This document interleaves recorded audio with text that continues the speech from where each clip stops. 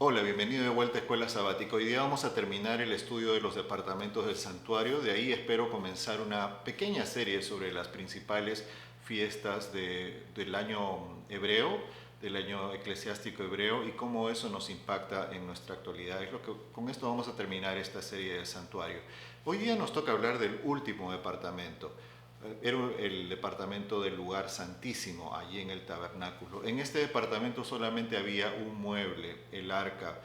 En este departamento se entraba solamente una vez al año y es lo que vamos a estudiar el día de hoy, el significado, la importancia. Ya hemos visto de que en el atrio se habla mucho de la justificación.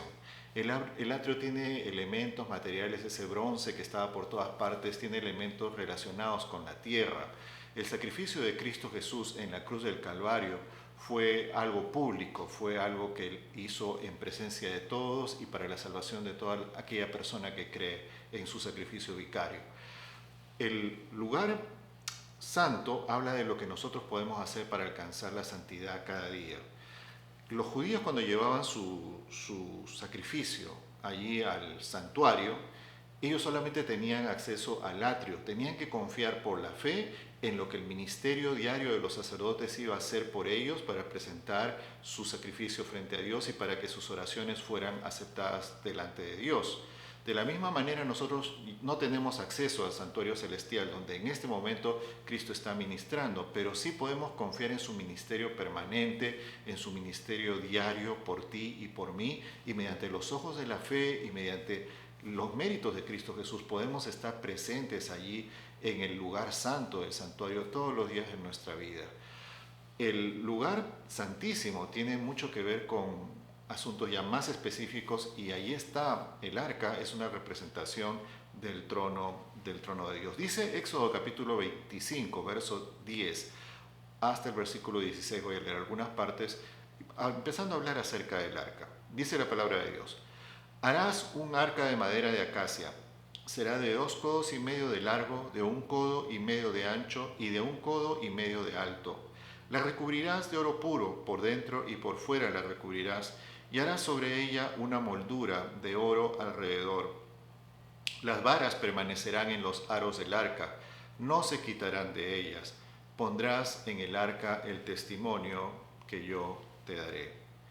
Este mueble era un mueble maravilloso, era un mueble hecho de madera revestida de oro, era un mueble que tenía dos querubines, dos ángeles de oro puro encima de la tapa del propiciatorio de esta arca, estaba rodeado como con una corona también. Todo esto era algo muy primoroso y ahí se encontraba la presencia de Dios, allí se encontraba la Shekinah. Yo creo, y es bien claro en la palabra de Dios, de que esto es una representación del trono de Dios, una representación del trono de gracia y de la voluntad de Él de acercarse a sus hijos para perdonarnos y para que nosotros podamos estar en paz, podamos estar en armonía con Dios en esta vida y también en la eternidad. Dice la palabra de Dios que dentro del arca, el libro de Hebreos capítulo 9, versículo 4, dice el apóstol San Pablo, allí estaba el incensario de oro y el arca del pacto, enteramente cubierta con oro. En ella estaban un vaso de oro que contenía el maná, la vara de Aarón que reverdeció y las tablas del pacto. Había tres elementos en el arca. Así como había tres elementos principales en el atrio, había tres elementos principales en el lugar santo. Ahora tenemos tres pequeños elementos milagrosos allí dentro del arca y de esto vamos a hablar el día de hoy. El arca recibe diferentes nombres en la palabra de Dios. En 2 de Crónicas capítulo 35 versículo 3 se le llama el arca sagrada. En 2 de Crónicas capítulo 6 versículo 1 se le llama el arca de tu poder. En 1 de Reyes capítulo 2 versículo 26 se le llama el arca del Señor Jehová. En Éxodo 25 versículo 22 se le llama el arca del testimonio. En Judas capítulo 20 versículo 25 se le llama el arca del pacto de Dios. Era lo más sagrado, lo más importante que se encontraba en el santuario celestial y en el santuario terrenal también. Ahora, el arca estaba vinculada mucho con el día de la expiación. Era el único día en el cual el sacerdote podía entrar allí delante de la presencia de Dios y orar por la expiación y por por la expiación de todo el pueblo de Israel y porque sus nombres se mantuvieran en el libro de la vida. Dice Levíticos capítulo 16, versículo 12, esto pasaba durante el día de la expiación, dice la Biblia: después tomará del altar que está delante de Jehová un incensario lleno de brasas de fuego y 2 puñados de incienso aromático molido, y lo llevará detrás del velo. Pondrá el incienso sobre el fuego delante de Jehová, y la nube de incienso cubrirá el propiciatorio que está sobre el testimonio, así no morirá. Tomará luego parte de la sangre del novillo y rodeará con su dedo por encima del propiciatorio el lado oriental. Luego rociará con su dedo esa parte de esa sangre 7 veces delante del propiciatorio. El propósito del día de la expiación era purificar el santuario, era que se confirmara quién seguía siendo parte del pueblo de Dios, cubierto por la sangre del cordero, cubierto por el ministerio diario de los sacerdotes y del cordero que era ofrecido continuamente delante de Dios. Ese día era un día de decisión, era un día de juicio, era un día de profunda reflexión y oración. El arca estuvo en medio del pueblo de Israel hasta casi el final del periodo del segundo templo. Poco antes de que Jerusalén cayera en manos de los babilonios, el profeta Jeremías escondió el arca. Dice el libro de Macabeos, que es una obra de literatura hebrea antigua, Macabeos capítulo 2, versículo 4, dice que el profeta, habiendo recibido una visión, ordenó que la cobertura y el arca lo siguieran, y él fue a la montaña donde Moisés se había parado y había contemplado la herencia de Dios. Jeremías vino y encontró una cueva donde podía ubicar esta arca, y allí puso el arca con el altar del incienso y sellaron la entrada. Esto quedó como un secreto hasta el día de hoy. Dice el Espíritu de Profecía en Profetas y Reyes, página 453, en la versión de inglés, de que más o menos relata lo mismo, de que Jeremías y un grupo de gente piadosa llevó el arca a un lugar seguro, y ahí está hasta nuestros días. No ha sido encontrada, no ha sido revelada y no va a poder ser descubierta por medio de la arqueología moderna. Va a ser un acto de Dios hacia el final de los días, en estos días que estamos viviendo, que volverá a mostrar lo que hay allí en el arca de Dios. Sigue diciendo la pluma inspirada en la Review and Herald del 28 de enero del año 1909, dice ella que cuando ocurra el juicio y los libros sean abiertos y cada hombre pueda ser juzgado de acuerdo a las obras escritas en los libros, entonces las tablas de piedra escondidas por Dios hasta ese día serán presentadas delante del mundo como la medida de la justicia divina. Entonces los hombres y las mujeres podrán ver los prerequisitos de su salvación y podrán ver cómo esto se relaciona con la obediencia a la perfecta ley de Dios. Ninguno hallará excusa para el pecado. Y estamos viviendo en esa época. Dice el Espíritu de Profecía que en algún momento Dios va a mostrar allí a los seres humanos las tablas de la ley de Dios. Y dice también el libro de Apocalipsis, apoya esta idea, porque cuando Cristo Jesús en la mitad del libro de Apocalipsis pasa del lugar santo, se ve esta progresión. O sea, Cristo Jesús en medio de las profecías de Apocalipsis pasa del lugar santo al lugar santísimo. En toda la primera parte del libro de Apocalipsis se habla acerca de asuntos relacionados principalmente con el lugar santo. A la mitad del libro Cristo Jesús pasa al lugar santísimo, y hay un pasaje que muestra por primera vez un elemento del lugar santísimo allí en el libro de Apocalipsis. Dice Apocalipsis 11:19, y fue abierto el templo de Dios que está en el cielo, y se hizo visible el arca de su pacto en su templo. Entonces estallaron relámpagos, voces, truenos, un terremoto y una fuerte granizada. También en el libro de Apocalipsis, hacia la parte final, ya cuando se empieza a enfatizar más las cosas del tiempo final, aparece en el cielo el arca de Dios abierta. Ahora vamos a hablar acerca de los 3 elementos que se encontraban dentro del arca. Uno es el maná, la vara de Aarón y las tablas de la ley. El primero que aparece, el primero que se pone es las tablas de la ley. ¿Sabes? Estos 3 elementos aparecen de forma sobrenatural. Los hombres no lo hicieron. Los 10 mandamientos aparecen como un milagro de Dios. Dios mismo hace esos mandamientos y los escribe. La Biblia dice que eran de una piedra azul, una piedra preciosa, preciosos testimonios donde estaban las tablas del mandamiento, y también había otro milagro allí, estaba el milagro del maná, algo que no había sido traído por voluntad humana, algo que había venido directamente de Dios. Y se encontraba también allí la vara de Aarón. Todos estos son símbolos de Dios, todos estos también son símbolos de lo que Dios quiere hacer por ti y por mí, y están relacionados directamente con la glorificación, con el momento cuando ya nos encontremos con Dios allá en la patria celestial. Hablando acerca del maná, dice San Juan capítulo 6, versículo 32. Vamos a la aplicación directa. Por tanto Jesús les dijo: de cierto os digo, que no os ha dado Moisés el pan del cielo, sino mi Padre os da el verdadero pan del cielo. Porque el pan de Dios es aquel que desciende del cielo y da vida al mundo. Le dijeron: Señor, danos siempre este pan. Jesús les dijo, versículo 35, yo soy el pan de vida. El que a mí viene nunca tendrá hambre, y el que en mí cree no tendrá sed jamás. Aquí nos encontramos con un maravilloso símbolo de Cristo Jesús, un maravilloso símbolo de lo que Dios hace. ¿Sabes? Estos son puros milagros. Como que la Biblia nos está diciendo después, si tú te mantienes en la santidad, si tú te mantienes buscando a Dios, si tú te mantienes cubierto por la sangre de Cristo Jesús, Dios va a empezar a hacer milagros en tu vida.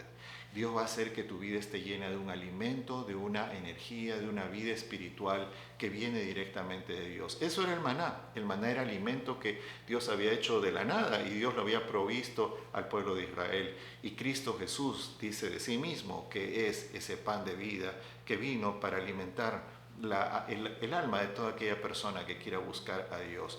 También en esta arca del pacto se encontraba la vara de Aarón, que también era otro elemento extraordinario porque esta vara estaba viva. Era una vara que no estaba plantada en ningún lugar y estaba viva, sin embargo, había reverdecido, había rebrotado, estaba toda con sus flores y con sus frutos. Era una cosa impresionante, era un milagro de Dios. Dice la palabra de Dios en Isaías capítulo 53, versículos 1 y 2 acerca de esta vara. ¿Quién ha creído nuestro anuncio? ¿Sobre quién se ha manifestado el brazo de Jehová? Subió como un retoño delante de él y como una raíz de tierra seca. No hay parecer en él ni hermosura. Lo vimos, pero no tenía atractivo como para que lo deseáramos. Dice Jeremías capítulo 23, versículo 5. He aquí vienen días, dice Jehová, en que levantaré a David un retoño justo. Reinará un rey que obrará con inteligencia y que practicará el derecho y la justicia en la tierra. En sus días será salvo Judá e Israel habitará seguro. Este es el nombre con el cual será llamado Jehová, justicia nuestra. Y esta vara que se mantenía viva milagrosamente, esta vara que había sido la misma vara que Dios le había dicho a Moisés, primero había sido la vara de Moisés, Dios le había dicho: con esta vara vas a liberar al pueblo de Israel, esa vara que había hecho tantos milagros, esa vara que después había pasado a las manos de Aarón, esa vara que había reverdecido como una señal de que Dios estaba eligiendo a Aarón para ser el profeta, el sacerdote de Dios, el primer sumo sacerdote aquí en el santuario terrenal. Esa vara ahora era un símbolo de Cristo Jesús, de un Cristo Jesús que iba a traer vida nueva, vida eterna, vida espiritual a toda aquella persona que quisiera creer en Él. Y eso es lo que Cristo Jesús hace. Cristo trae vida al corazón de los seres humanos. El tercer elemento que se encontraba dentro del arca es la ley. Y dice la palabra de Dios en el libro de Romanos capítulo 13, versículo 10, el amor no hace mal al prójimo, así que el amor es el cumplimiento de la ley. El que no ama no ha conocido a Dios, dice San Juan, primera de San Juan capítulo 4, versículo 8, porque Dios es amor.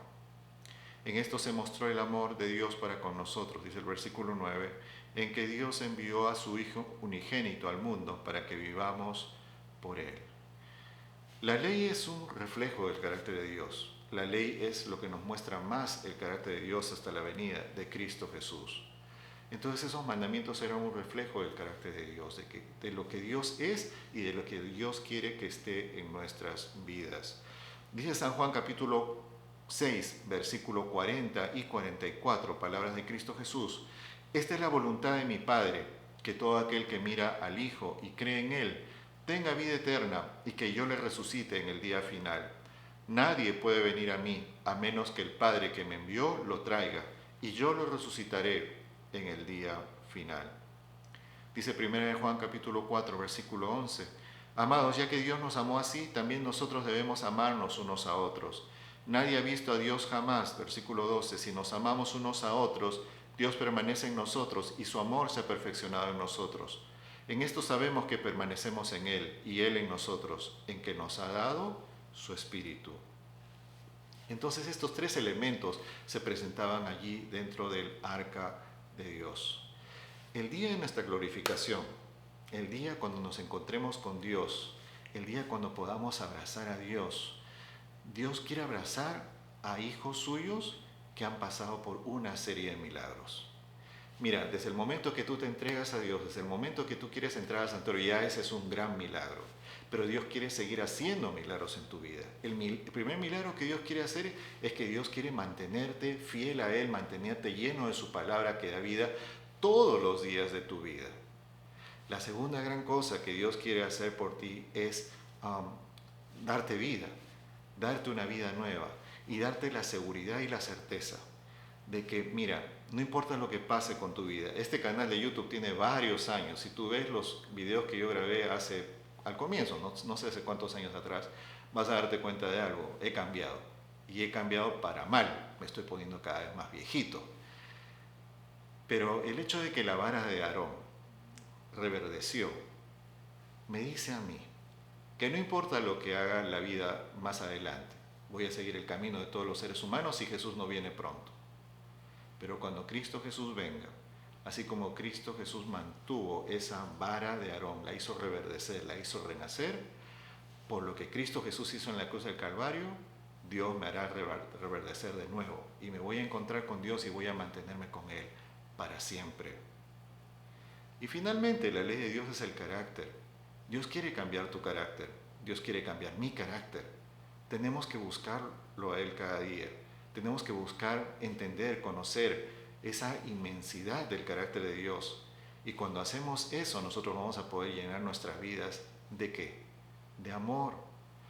Da mucha pena que hoy día haya gente que quiera pensar de que Cristo y la ley están divorciados. No pueden estar divorciados porque los dos reflejan el carácter de Dios. Y el carácter de Dios es amor. Una persona que dice seguir a Cristo pero que quiere dejar de lado la ley es porque no ama lo suficiente a Dios. Porque ambas son diferentes perspectivas. Una muy chiquitita, muy limitada, y la otra enorme y grande, que es Cristo Jesús. Pero ambas son manifestaciones, reflejo del carácter de Dios. Otro milagro que Dios puede hacer en tu vida, que Dios puede hacerte una persona obediente a la voluntad de Dios. Esas cosas son las que Dios quiere hacer en tu vida, milagro tras milagro, hasta que Cristo Jesús venga. Entonces, ¿qué vas a hacer? ¿Qué es lo que vas a hacer? Te invito a aceptar a Cristo Jesús como tu único Salvador. Te invito a entrar con fe y con decisión en el lugar santo y mantenerte allí mientras Dios hace milagro tras milagro en tu vida, para que un día, el día de la glorificación, tú puedas encontrarte con Dios por medio de esos milagros que Dios va a seguir haciendo en tu vida, para enfrentar, para vivir una vida nueva, una vida que no se acabe, una vida que siempre esté renovándose a la sombra de Dios, amparado en sus brazos de amor. Que Dios te bendiga, que Dios te guarde.